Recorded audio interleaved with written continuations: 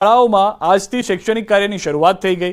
રાજકોટ અગ્નિકાંડની દુર્ઘટના બાદ સરકાર દ્વારા ફાયર એનઓસી તેમજ બીયુ પરમિશન સહિતના નિયમોનો કડકાઈથી અમલ કરી સ્કૂલો સહિતના એકમો સીલ કરવામાં આવ્યા। આ ઉપરાંત સીએનજી કિટ સાથેની સ્કૂલ વાન માટે પણ નિયમો કડક કરવામાં આવ્યા છે।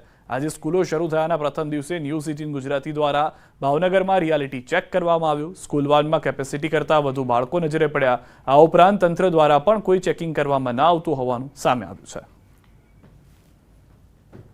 નાની રિક્ષામાં 6 બાળકોની પરવાનગી છે અને મોટી રિક્ષામાં 10 થી 11 બાળકો લેવાના છે અને બધા રિક્ષાવાળા ભાઈઓ પાસેથી બધા ડોક્યુમેન્ટ લેવાઈ ગયા છે।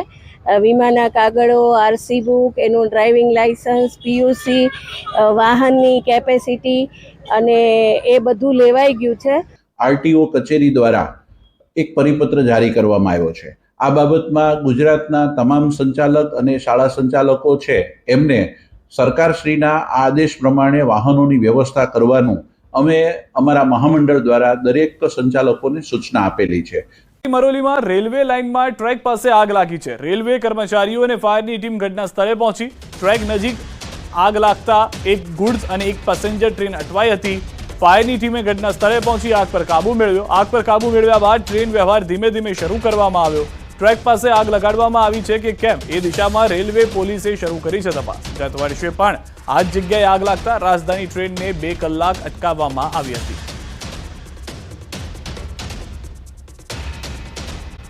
પાણીની સમસ્યાને લઈને આમોદ પાલિકાનો ઘેરાવ। 5 દિવસથી પાણી ન આવતા વોર્ડ નંબર 5ના રહીશોનો હોબાળો। પાણી આપવાની માંગ સાથે પાલિકા પ્રમુખ ઉપપ્રમુખનો ઘેરાવ કરવામાં આવ્યો।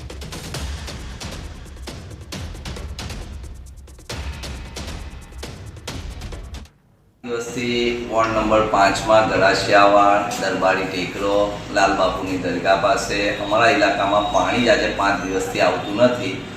વારંવાર મૌખિક તથા લેખિત રજૂઆતો કરેલી છે અમે ને કોઈ જ નિરાકરણ આવ્યું નથી। તેના કારણસર પબ્લિકે આજે બધાનો ઘેરાવો કરીને એમને રજૂઆત કરી છે। લોકસભા બેઠકથી જીત્યા બાદ ગેનીબેન ઠાકોર હવે વાવ વિધાનસભા બેઠકથી રાજીનામું આપી ચૂક્યા છે। ગેનીબેને વિધાનસભા અધ્યક્ષને આ રાજીનામું આપ્યું। આ રાજીનામા સાથે જ હવે વાવ બેઠક ખાલી પડી છે, જેને લઈને વાવ બેઠક પર હવે કોંગ્રેસના ઉમેદવાર કોણ તેની અટકળો શરૂ થઈ ગઈ છે। ન્યૂઝ 18ના સવાલ પર ગેનીબેને કહ્યું કે કોંગ્રેસ મોવડી મંડળ અને વાવ બેઠકની જનતા કોંગ્રેસના ઉમેદવાર નક્કી કરશે। રાજીનામું આપતા પહેલા ગેનીબેને કહ્યું હતું કે આ ખુશીનું રાજીનામું છે। બનાસકાંઠાની જનતાના આશીર્વાદ મળતા બંધારણીય નિયમ પ્રમાણે કોઈ એક પદ ઉપરથી રાજીનામું આપવાનું થાય ત્યારે આજે વાવ વિધાનસભાના ધારાસભ્ય તરીકે ગુજરાત વિધાનસભાના અધ્યક્ષશ્રીને અમારા કોંગ્રેસના સૌ ધારાસભ્યો અને આગેવાનોની સાથે રાજીનામું આપ્યું છે। વાવ વિધાનસભાની જનતાનો આભાર માનું છું, એમને બીજી ટર્મ ધારાસભ્ય તરીકે મત આપીને સેવા કરવાનો મોકો આપ્યો।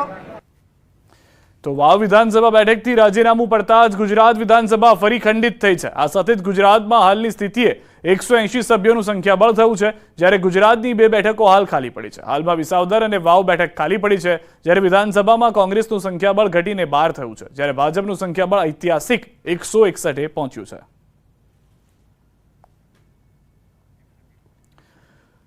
કોંગ્રેસ કાર્યાલય ખાતે ગેનીબેનનું ભવ્ય સ્વાગત કરવામાં આવ્યું। ગેનીબેન ઠાકોરનું ભવ્ય સ્વાગત જતા શક્તિસિંહ ગોહિલે સ્વાગત કર્યું હતું। ગેનીબેનનું ફૂલ વર્ષાથી સ્વાગત કરાયું હતું। દ્રશ્યો જે રીતે આપ જોઈ રહ્યા છો, એકમાત્ર સાંસદ જે ગુજરાતમાંથી જીતીને આવ્યા છે, જે સતત 3જી વખત ભાજપ હેટ્રિક મારે તેને રોકી લીધું છે 26માંથી 26 બેઠક જીતતા, અને તેઓનું સ્વાગત ભવ્ય રીતે કરવામાં આવ્યું હતું। મોટી સંખ્યામાં બહેનો પણ ત્યાં આગળ ઉપસ્થિત જોવા મળ્યા હતા।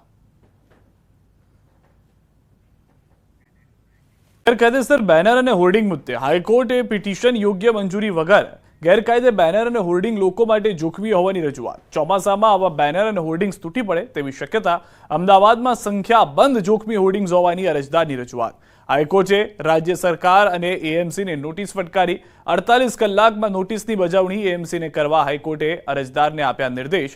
21 જૂન સુધીમાં પક્ષકારોને જવાબ આપવા કોર્ટની તાકીદ।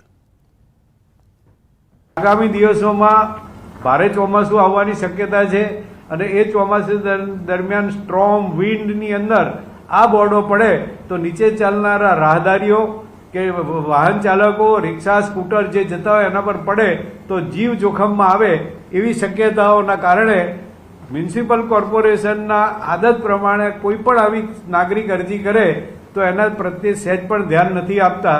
તંત્રની મને પૂરેપૂરી જાણકારી છે અને આની અંદર અનેક કૌભાંડો થયેલા છે અને કોર્પોરેશનને સહેજ પણ દરકાર આવા માટે નાગરિકોની નથી પડી.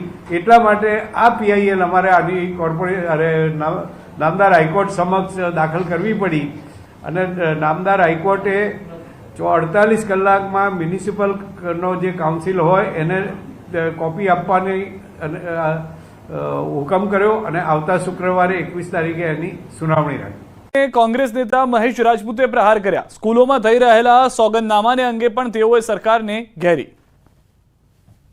એટલે તમારી સ્કૂલ શાળાઓ ચલાવવા માટેનું એક લાયસન્સ દઈ દેવાની જે સરકારની પદ્ધતિ છે તે વ્યાજબી પદ્ધતિ નથી. ફરીથી બાળકોને જોખમમાં મૂકવાની વાત છે. ઘણી શાળાઓ તો એવી છે કે જેનો સિંગલ રસ્તો ઉપર જવાનો અને બિલ્ડિંગમાં આવવાનો છે. તો ક્યારેય કોઈ અગ્નિનો બનાવ બને કે અન્ય કોઈ બનાવ બને કે ભૂકંપ આવે ત્યારે આ બાળકોની પરિસ્થિતિ શું થશે એનું એક પણ જાતની રહેરાહ રાખતા ન હોય અને સરકાર માત્ર ને માત્ર શિક્ષણ માફિયાઓની સાથે હોય તેવું બહુ સ્પષ્ટ થઈ રહ્યું છે. વિભાગના પ્રિન્સિપલ સેક્રેટરીને હાઈકોર્ટનો મહત્વનો આદેશ. રાજ્યની તમામ શાળાઓમાં ફાયર સેફટી અંગે તપાસ કરવા આદેશ. શહેરી અને ગ્રામ્ય કક્ષાએ શાળાઓની તપાસના આદેશ કરાયા છે. પ્લે ગ્રુપ, પ્રી પ્રાઇમરી અને પ્રાઇમરી, સેકન્ડરી, હાયર સેકન્ડરી સહિતની શાળાઓમાં થશે તપાસ. શાળાઓમાં તપાસ કરવા માટે 1 મહિનાનો સમય અપાયો છે. ગુજરાત હાઈકોર્ટ એડવોકેટ એસોસિએશન તરફથી બ્રિજેશ ત્રિવેદીએ કરી રજૂઆત. રાજ્યના મુખ્ય ફાયર ઓફિસર જ અનક્વોલિફાઈડ છે.